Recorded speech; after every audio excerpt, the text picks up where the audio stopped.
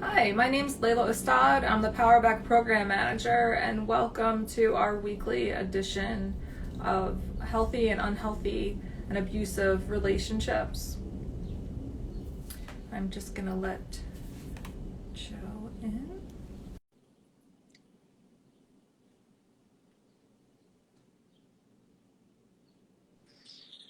Hi, Joe. How are you? Hey, I'm good, Leila. How are you? I'm doing well. So I was just introducing myself, and here we have Joe Mondi, the PowerBack Program Assistant here. We both work for an organization called A Partnership for Change. You can find us on the web at apartnershipforchange.org.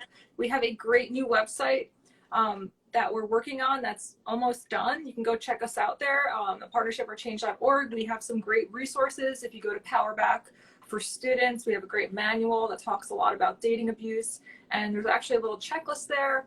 Warning signs you might be in an abusive relationship. You could read about types of abuse, safety planning, how to help a friend who may be in an abusive relationship. A lot of great stuff on that website. So if you guys get a chance, please check it out and let us know what you think or what we should add to it.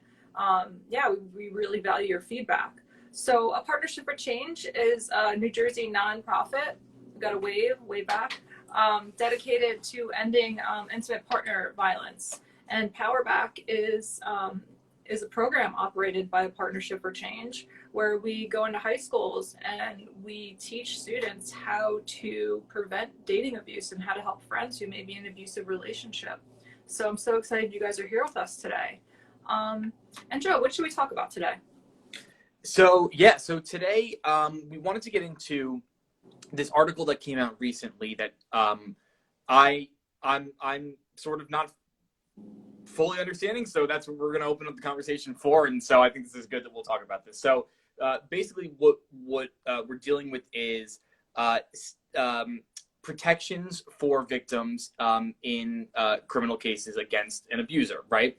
And so a lot of times, and so again, this is my understanding, I've been involved in this up, but is that in a lot of cases, if a victim of domestic abuse or domestic assault comes into court, they're able to say, it would be one thing to say, well, this person hit me, right? And that, as one example, that would be a clear case of domestic violence. They were physically abusive.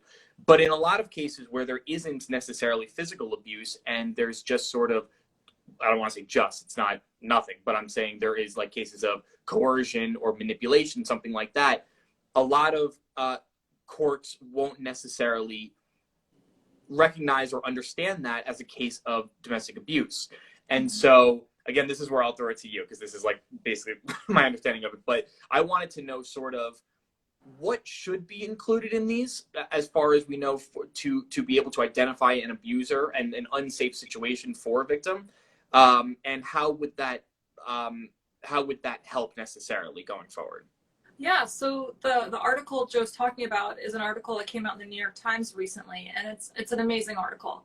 And so it talks about new laws being introduced or new legislature being introduced that would include not only, physical abuse, which is, what most people think about when they consider domestic violence or dating abuse. Your mind always goes to physical abuse. But in every abusive relationship, there's a component of emotional abuse. So when we think of emotional abuse, we think of isolation, we think of, gaslighting. And a lot of times that's a very, very serious component that creates, self-doubt in the victim and makes it easier for the abuser to manipulate and keep that abuser victim in that relationship. So what the New York Times was reporting on is that states are adapting, laws that allow this to be brought up in trials and cases, and they're calling it coercive control. Coercive control. It's hard to say. It's like a tongue twister. But basically, that would include that, this gaslighting, this isolation behavior, and in one state, Hawaii, they're even including name calling. So they're starting to recognize that, emotional abuse is just as bad, and is abuse, in addition to physical abuse. So I think this means a lot for a lot of victims. So, if you haven't experienced physical abuse, maybe you don't even consider yourself a victim, which I hear from a lot of people that have been in abusive relationships. It's hard for them to recognize, hey, I was abused. But I mean, now court systems and are recognizing, hey, you are a victim and you can bring this up in court. So I think it's a great thing for victims. Right. Why do you think that to this point that hasn't been addressed? That's a great question. And I don't really have an answer for that, except that, when we think about it, a lot of people don't really consider the effects of emotional abuse. And when you really think about it and when you're educated about it, you realize how devastating those effects can be.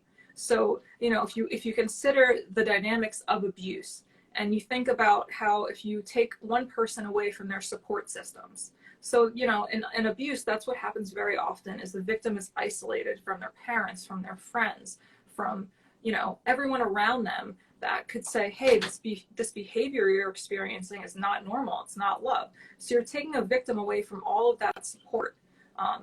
And you're putting them by themselves with someone who's manipulating them, who's making them think they're wrong all of the time, who's making them doubt their own judgment.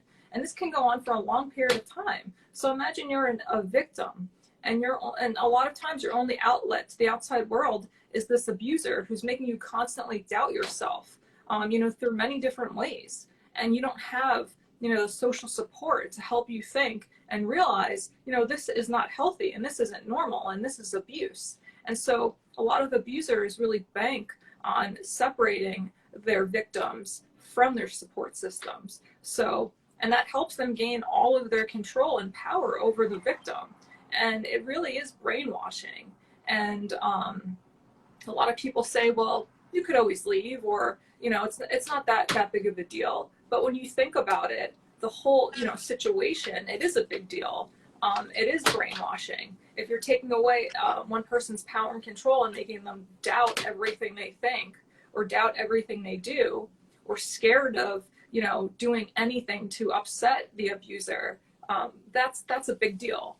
So I would imagine that a major benefit of extending these laws as well will be victims who were not physically abused but still want to seek a restraining order. I'd imagine that a lot of victims would have been denied a restraining order had they not been physically abused. Yeah, restraining orders are really interesting because with restraining orders, you have to show a threat to your safety. And so if more states are showing that they accept coercive control and emotional abuse as abuse, I would think that they would then, allow more restraining orders to be finalized and go through to a final restraining order.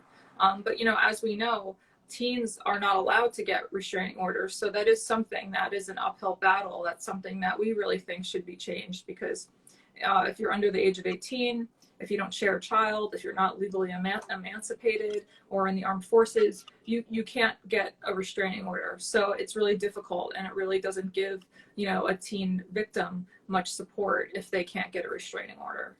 Right.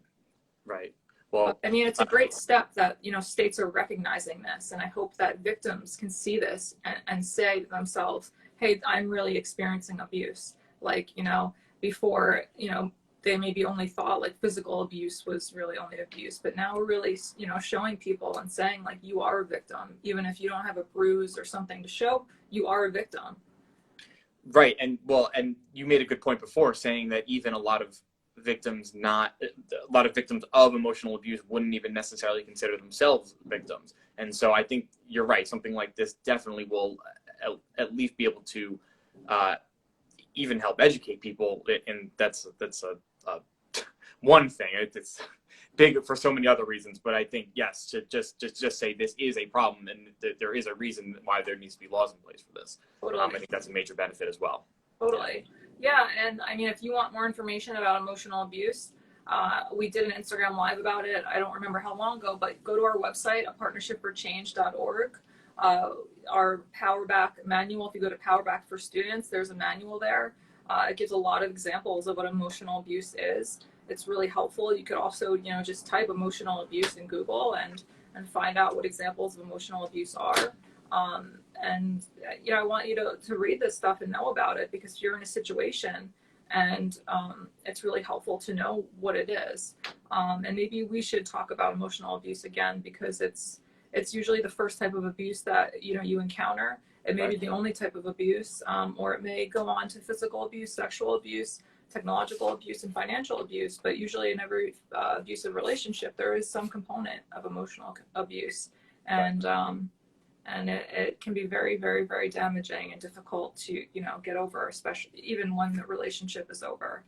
So yeah, I would also encourage anybody to look at that article that we looked at if you have access to the New York Times.